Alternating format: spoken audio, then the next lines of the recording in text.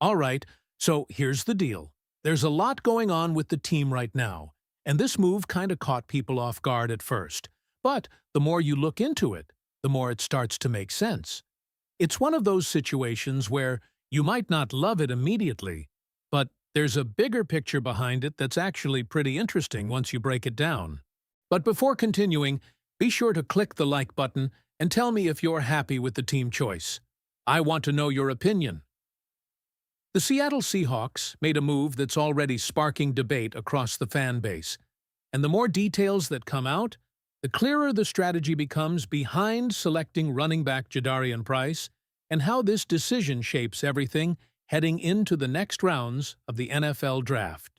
What stands out immediately is that this wasn't a last-minute decision or a surprise pick from inside the building. Price himself revealed he had been eyeing Seattle for about a month, which strongly suggests this was a coordinated and intentional move by the front office. That matters because it tells us John Schneider and the coaching staff weren't reacting to the board. They were executing a plan they had been building for weeks. And when you connect that to the Seahawks' current roster construction, especially in the backfield, you start to see why this move makes more sense than it might have at first glance. From a scouting perspective, Jadarian Price brings traits that align very closely with what this offense wants to become. He's a runner with strong vision, someone who can identify lanes quickly and make defenders miss in space. That ability to create yardage without relying purely on blocking is critical, especially in a system that values fluidity and decision-making from the running back position. He's not necessarily a power first back who bulldozes defenders every play, but he has enough strength to break tackles when needed. His game is more about elusiveness and efficiency than raw dominance. There are, however, clear limitations. Pass protection is not a strength, and neither is his receiving ability out of the backfield. But here's where the context becomes important.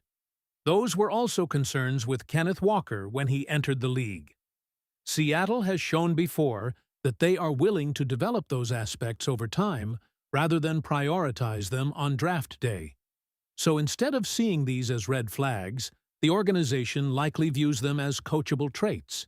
Now, when you zoom out and look at the entire Seahawks backfield, things get interesting. There's no single player who immediately jumps off the page as a guaranteed superstar, but there's also no weak link. The competition is going to be intense. Price now enters a group that includes Kenny McIntosh, Emmanuel Wilson, and George Holani, all battling for positioning while the team awaits the return of Zach Charbonnet.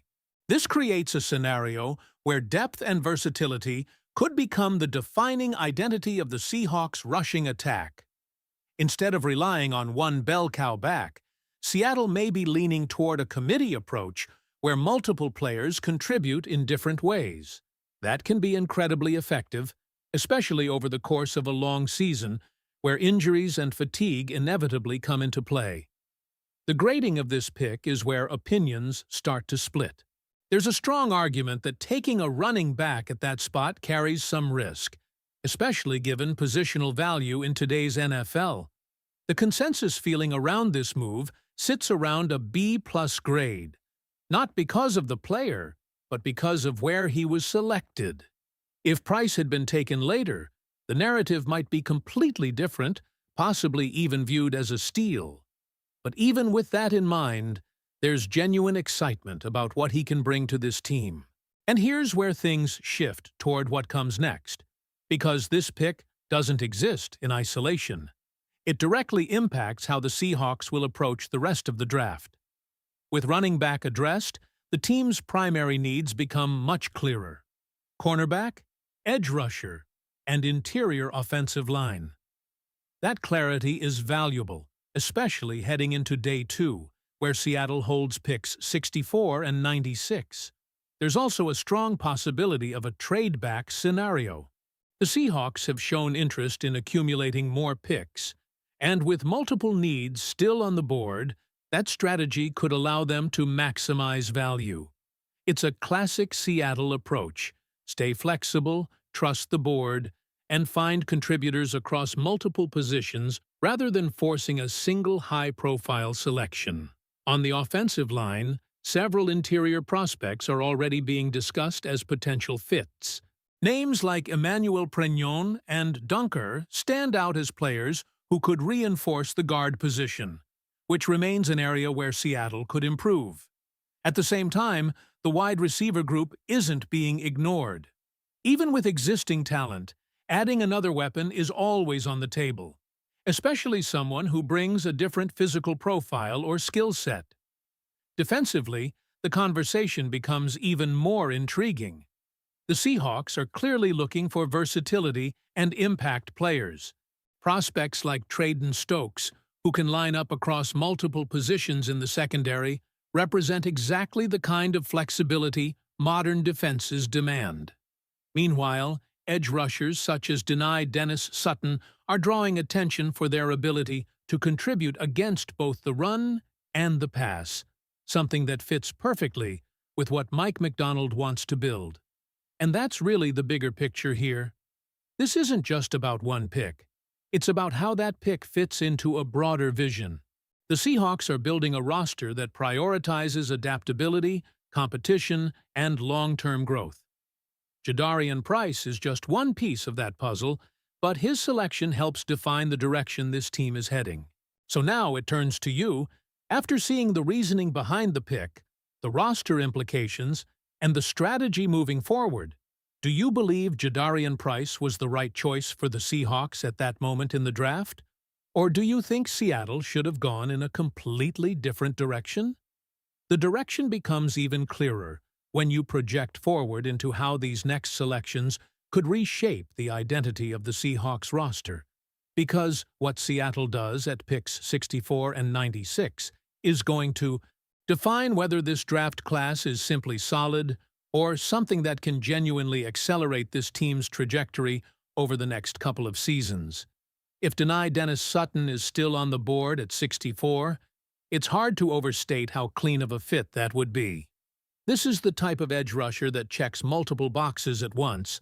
He's physical enough to hold up against the run, disciplined enough to maintain his assignments, and still brings the kind of pass-rushing upside that can develop into something much more dangerous over time. The comparison to a younger DeMarcus Lawrence isn't being thrown around lightly. It's about body type, play style, and the ability to impact the game in more than one phase. And when you factor in the current presence of veterans like Leonard Williams and DeMarcus Lawrence himself, you're talking about an ideal developmental environment. Sutton wouldn't be forced to carry the load immediately. Instead, he could rotate in, learn, adapt, and gradually evolve into a cornerstone piece of this defensive front. That kind of patience is something Seattle seems to be prioritizing across the board. You see it not just with potential edge additions, but also in how they're evaluating the secondary. The interest in players like Jalen Kilgore reveals a very specific mindset. This is not about filling a single positional hole. It's about acquiring versatile football players who can move across the formation and create matchup advantages. Kilgore, in particular, represents that hybrid mold, a safety with corner capabilities, someone who can shift depending on the situation, disguise coverages, and give the defense a layer of unpredictability. And that unpredictability is exactly what modern NFL defenses thrive on. When you look at how elite units operate today, it's not about static roles anymore. It's about players who can adapt pre-snap and post-snap, forcing quarterbacks to hesitate even for a fraction of a second. That hesitation often makes the difference between a completed pass and a turnover opportunity. Bringing in someone like Kilgore wouldn't just add depth, it would expand the playbook. At pick 96, the possibilities start to widen even more. This is where Seattle can take calculated swings, targeting players with high upside who may not be fully polished yet. That's where a name like Ted Hurst becomes fascinating. The physical tools are all there: size, speed, strength, and the ability to make contested catches. The biggest question mark is the level of competition he faced, coming from a smaller program. But this is exactly the range in the draft where teams find hidden gems. If the Seahawks believe in his traits and their ability to develop him, this could be one of those picks that looks much better a year or two down the line than it does on draft night. On the offensive line, there's still a strong case to be made for reinforcing the interior. Players like Bo Stevens and Jalen Farmer bring a physical presence that fits the identity Seattle appears to be building in the trenches. Strong, aggressive, and capable of holding their ground. These are the types of linemen who can help stabilize the offense and create more consistent running lanes, which in turn directly benefits a player like Jadarian Price. Everything starts to connect when you look at it this way. The running back selection wasn't just about adding talent, it was about committing to a certain style of play. Defensively, the cornerback position remains one of the most pressing needs, especially considering the loss of a taller presence like Riq Woolen. That's why prospects such as Jaxon Smith-Njigba stand out. His size and physicality offer something the current roster lacks, and adding that dimension could be crucial when matching up against bigger receivers in the division. At the same time, players like Da'Lon Everett and Chandler Rivers provide different skill sets, giving Seattle options depending on how they want to shape the secondary. And then there's the broader strategy that continues to hover over all of this, the possibility of trading back. If the Seahawks can move down, pick up additional assets, and still land players within this tier of talent, it would be a classic example of maximizing draft value.